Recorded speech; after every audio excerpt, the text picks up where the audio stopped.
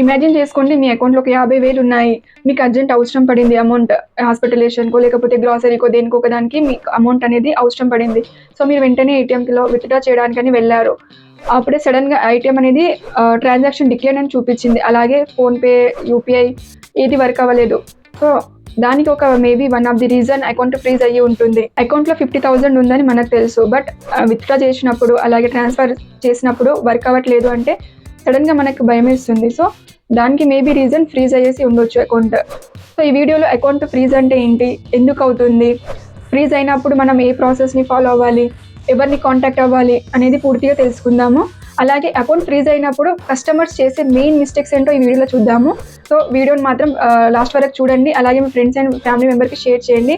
So main పాయింట్కి వచ్చేద్దాం. Account freeze అంటే ఏంటి? అకౌంట్ ఫ్రీజ్ అంటే జనరల్గా మీరు చేసే ట్రాన్సాక్షన్పై లేదా బ్యాంకింగ్ ఆపరేషన్స్ పై అన్ని లేదా కొన్నింటిపై రిస్ట్రిక్షన్ అనేది పెట్టడం, దీన్ని అకౌంట్ ఫ్రీజ్ అని అంటారు. ఫర్ ఎగ్జాంపుల్, ఏటీఎంకి వెళ్ళి క్యాష్ విత్డ్రా చేసినప్పుడు క్యాష్ అమౌంట్ ట్రాన్సాక్షన్ అనేది డిక్లైన్ అవ్వడం, అలాగే ఫోన్పే యూజ్ చేసినప్పుడు ఫోన్పే వర్క్ అవ్వకపోవడము, లేకపోతే నెట్ బ్యాంకింగ్ యూజ్ చేసినప్పుడు నెట్ బ్యాంకింగ్ వర్క్ అవ్వకపోవడము, ఇంకొకటి చెక్, మీరు ఎవరికైనా చెక్ ఇచ్చినప్పుడు చెక్ పేమెంట్ పాస్ అవ్వకపోవడం లాంటివి జరుగుతాయి. అకౌంట్ ఫ్రీజ్ అవ్వడానికి ఒక్క రీజన్ అనేది ఉండదు. కేవైసీ నుంచి తీసుకుంటే సైబర్ ఫ్రాడ్ ఇన్వెస్టిగేషన్ వరకు చాలా కారణాలు ఉంటాయి. అయితే ఒక ఇంపార్టెంట్ పాయింట్, ప్రతి ఫ్రీజ్ అనేది ఒకే విధంగా ఉండదు. కొన్నిసార్లు డెబిట్ ఫ్రీజ్ మాత్రమే ఉంటుంది, మరి కొన్నిసార్లు కంప్లీట్ ఫ్రీజ్ అనేది చేస్తారు. అండ్ ఇంకొకటి, మీ అకౌంట్లో ఉన్న అమౌంట్ లీన్లో పెట్టడం లేకపోతే హోల్డ్లో పెట్టడం కూడా జరుగుతుంది. అయితే మీరు బ్యాంకుకి వెళ్ళి ముందుగా మీరు ఏ టైప్ రిస్ట్రిక్షన్ పెట్టారు మీ అకౌంట్కి అనేది తెలుసుకోవడం ఇంపార్టెంట్. మరి అకౌంట్ ఫ్రీజ్ ఎందుకు అవుతుంది? ఫస్ట్ రీజన్ వచ్చేసి కేవైసీ రిలేటెడ్ ఇష్యూస్ కావచ్చు.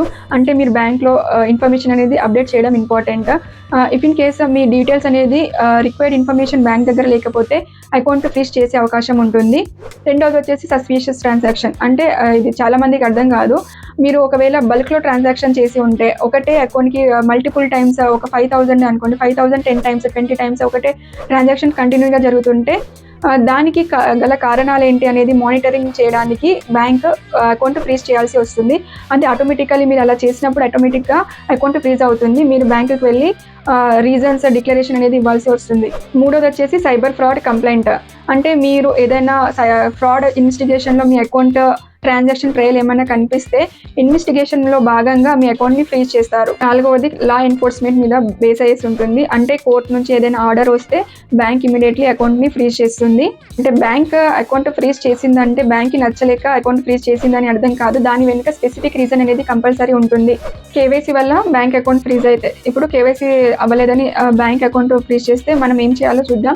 యాక్చువల్గా మీరు అకౌంట్ ఓపెన్ చేసినప్పుడు మీ అడ్రస్ ఇన్ఫర్మేషన్ ప్రతి ఒక్కటి తెలుసుకుంటారు. బట్ ఆఫ్టర్ సమ్ టైమ్ మీ ఏదైనా చేంజెస్ ఉంటే బ్యాంక్ ఇన్ఫామ్ చేయాల్సి ఉంటుంది.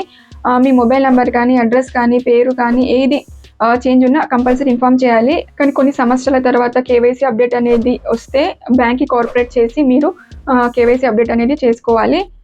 మీ ట్రాన్సాక్షన్ ఫెయిల్ అవ్వగానే చాలామంది నా అకౌంట్కి ఏదో ప్రాబ్లం వచ్చింది అనుకుంటారు. బట్ మేబీ కేవైసీ వల్ల కూడా అలా అయ్యే ఛాన్సెస్ ఉంటుంది. కేవైసీ అప్డేట్ అయితే బ్యాంక్ చెప్పిన అప్రూవల్ ప్రాసెస్ ద్వారా కేవైసీ అప్డేట్ చేసుకోవాలి. అన్నోన్ లింక్స్ క్లిక్ చేసి కేవైసీ చేయాలని ప్రయత్నించకండి. కేవైసీ పేరుతో సైబర్ ఫ్రాడ్లు కూడా జరుగుతున్నాయి. సైబర్ ఫ్రాడ్ వల్ల అకౌంట్ ఫ్రీజ్ అయితే ఇది చాలా ఇంపార్టెంట్ విషయం. సపోజ్ ఒక పర్సన్ ఫ్రాడ్కి గురయ్యాడు. స్కామర్ ఒక అకౌంట్ నుంచి మరొక అకౌంట్కి ట్రాన్స్ఫర్ చేశారు అమౌంట్. ఆ ట్రాన్సాక్షన్లో భాగంగా మీ అకౌంట్ కూడా కనిపించింది అనుకుందాం. మీరు ఫ్రాడర్కి సంబంధించిన వ్యక్తి కాకపోయినా మీ అకౌంట్పై రిస్ట్రిక్షన్ పెట్టవచ్చు. కస్టమర్ ప్యానిక్ అవ్వాల్సిన అవసరం లేదు.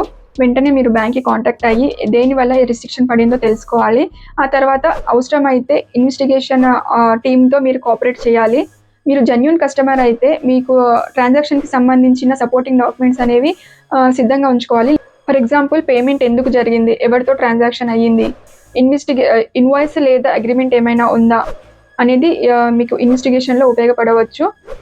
ఒక ఇంపార్టెంట్ వార్నింగ్ అందరికీ, అకౌంట్లో అమౌంట్ పడగానే అది వేరే వాళ్ళకి ట్రాన్స్ఫర్ చేయడం లేకపోతే విత్డ్రా చేయడం అనేది ఎప్పుడు చేయకూడదు.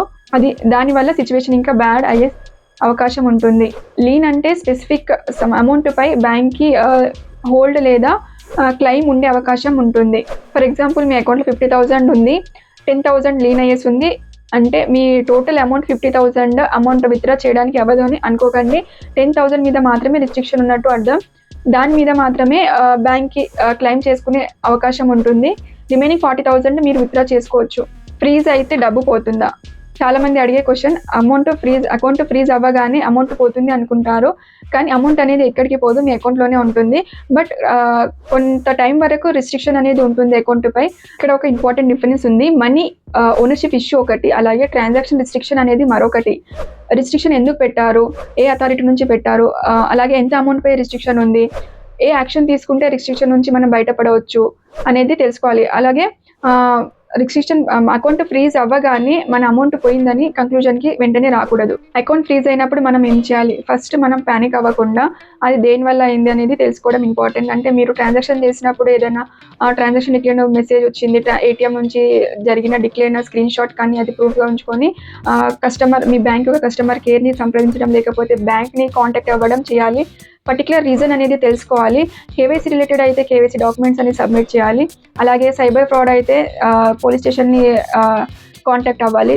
ఒకవేళ కోర్టు ద్వారా అయితే దానికి తగ్గట్టుగా మనం రెస్పాండ్ అవ్వాలి. ఫ్రీజ్ రిమూవ్ అవ్వడానికి ఎంత టైం పడుతుంది? సపోజ్ స్పెసిఫిక్ రీజన్కి స్పెసిఫిక్ టైం అనేది అవుతుంది. లైక్ మీ అకౌంట్ అన్ఫ్రీజ్ చేస్తాము అని కాల్స్ ఏమైనా వస్తే వాటిని బ్లైండ్గా నమ్మకండి. అకౌంట్ ఫ్రీజ్ అయినప్పుడు మనం చేయకూడని మెయిన్ మిస్టేక్స్ ఏంటో చూద్దాం.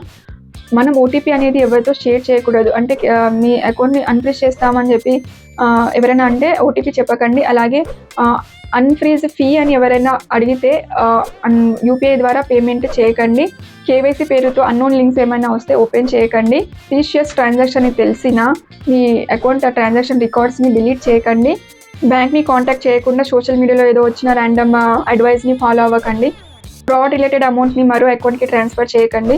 బ్యాంక్ ఎంప్లాయీకి సంబంధించిన డీటెయిల్స్ వెరిఫై చేయకుండా డాక్యుమెంట్స్ అనేది ఎవరికి పంపించకండి. ఇవన్నీ చేయడం వల్ల మీ సిచ్యువేషన్ ఇంకా డిఫికల్ట్గా అయ్యే అవకాశం ఉంటుంది. ఏదో ఒక సిచ్యువేషన్లో మీకు ఈ అకౌంట్ ఇన్ఫర్మేషన్ అనేది కంపల్సరీ యూస్ఫుల్ అవుతుంది. ఈ వీడియోని మీ ఫ్రెండ్స్ అండ్ ఫ్యామిలీ మెంబర్స్కి షేర్ చేయండి. అలాగే యూస్ఫుల్ ఇన్ఫర్మేషన్ కోసం బ్యాంకర్ అరుణ తెలుగు ఛానల్ని సబ్స్క్రైబ్ చేసుకోండి.